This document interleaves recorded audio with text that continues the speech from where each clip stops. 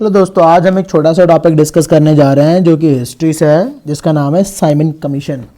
तो पहली बात, साइमन कमीशन क्या था, कब बना, कौन हेड था और इंडियंस ने इसके अगेंस्ट क्या रिएक्शन लिया, इसको वाइट कमीशन कहते हैं, तो क्यों इसको वाइट कमीशन कहते हैं, इन सब सारी बातों का हम डिस्कशन करेंगे इस वीडियो के अंदर।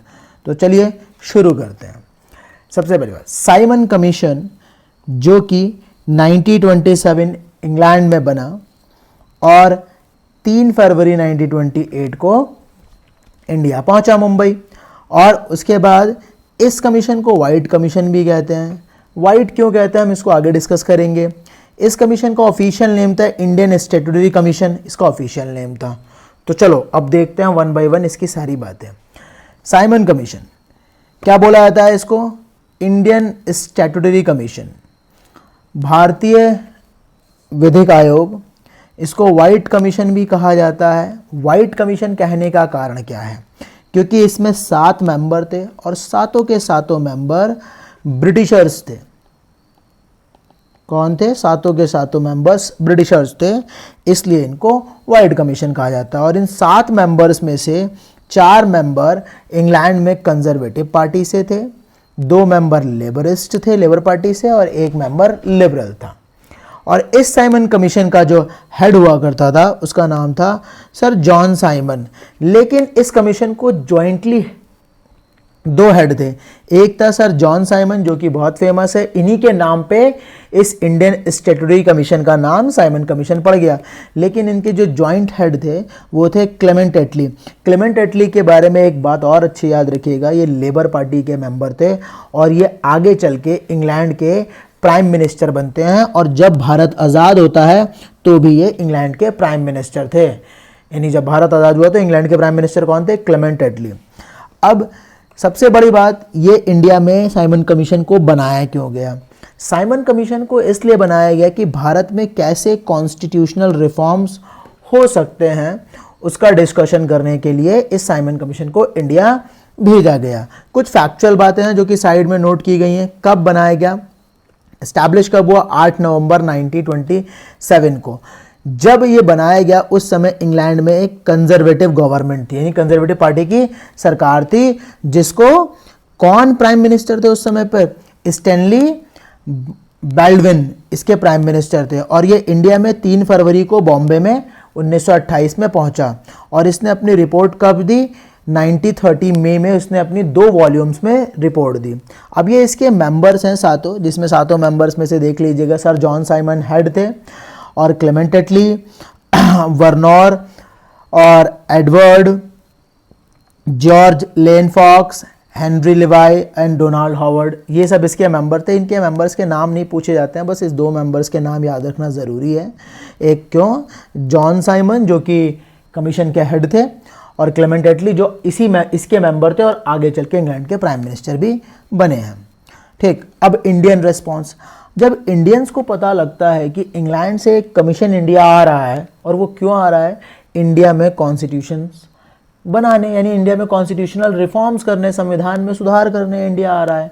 लेकिन उनको साथ में ये बात पता चलती है कि उस कमीशन के अंदर कोई भी इंडियन मेंबर प्रेजेंट नहीं है, तो इंडियन उससे बड़े नाराज हुए। तो डिफरेंट पार्टीज़ ने क्या क्या एक्शन लिए? तो जो कांग्रेस थी, कांग्रेस ने डिसाइड किया, कांग्रेस ने अपना सेशन 1927 में मद्रास में लगाया और डिसाइड किया कि भाई हम तो कांग्रेस को बाइकॉट, हम कांग्रेस ने डिसाइड किया कि हम तो साइमन कमीशन को बाइकॉट करेंगे। और जो मद्रास सेशन हुआ, कभी कभी डिफरेंट एग्जाम्स में पूछ लिया जाता है कि मद्रास सेशन में जो कांग्रेस सेशन हुआ, यानी कांग्रेस का जो मद्रास सेशन हुआ, उसका हेड कौन था? M.A. अंसारी, याद रखिएगा। मुस्लिम लीग ने जनरली इसमें 2 सेशन किए। पहला सेशन जो जिन्ना के अंडर में कलकत्ता में हुआ, उसमें डिसाइड किया कि हम तो इस कमीशन का अपोज करेंगे। लेकिन एक दूसरा सेशन भी हुआ जो मोहम्मद सैफ़ी के लीडरशिप में हुआ लाहौर में। इस सेशन में डिसाइड किया कि हम तो सपोर्ट करेंगे इस कमीशन का। अब आते हैं हिंदू महासभा। हिंदू महासभा ने भी कहा साइमन कमीशन का अपोज करेंगे। पंजाब की यूनियनिस्ट पार्टी है, उसने भी कहा कि हम भाई साइमन कमीशन को बाइकआउट करेंगे, हम भी इसका सपोर्ट नहीं करेंगे। ठीक। और साउथ में एक जस्टिस पार्टी थी जो कि नॉन ब्राह्मण्स पार्टी थी, इन्होंने कहा भाई हम तो इस कमीशन का वेलकम करेंगे, हम इसको बायकॉट नहीं करने वाले। ठीक। अब जब ये इंडिया पहुंच गया तो पब्लिक ने क्या रिएक्शन दिया, तो जैसे ये इंडिया में पहुंचा तो इंडिया में इसको पब्लिक ने ब्लैक फ्लैग डेमोन्स्ट्रेशन, काले झंडे दिखाए। ठीक। और मास रैलीज निकाली और एक बड़ा famous slogan Simon go back use किया गया। अब साइमन गो बैक स्लोगन किसने कॉइन किया इस वर्ड को, इसको लेकर एक छोटा सा कॉन्फ्लिक्ट है कि पता नहीं, सही पता नहीं किसको, लेकिन कुछ वाइडली लोग मानते हैं, मतलब मोस्टली लोग मानते हैं इस कमीशन में जो स्लोगन है इस कमीशन के लिए जिसने दिया उसका नाम है यूसुफ मेहराली। इस शब्द को उन्होंने कॉइन किया। और ये जो यूसुफ थे ये कांग्रेस सोशलिस्ट पार्टी के मेंबर थे और बॉम्बे के मेयर रह चुके हैं, लेकिन कुछ ऐसा मानते हैं कि ये शब्द ना लाला लाजपत राय ने दिए हैं। और इसी का अपोज करते हुए लाला लाजपत राय जब इसका अपोज कर रहे थे साइमन कमीशन का, जो कि लाला लाजपत राय कहाँ अपोज कर रहे थे, लाहौर में, लाहौर में इसका अपोज कर रहे थे क्योंकि साइमन कमीशन जब विजिट करने लाहौर आया तो उस जगह अपोज कर रहे थे।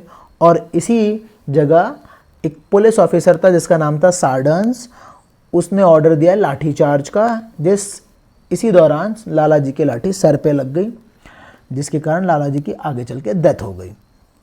ठीक है।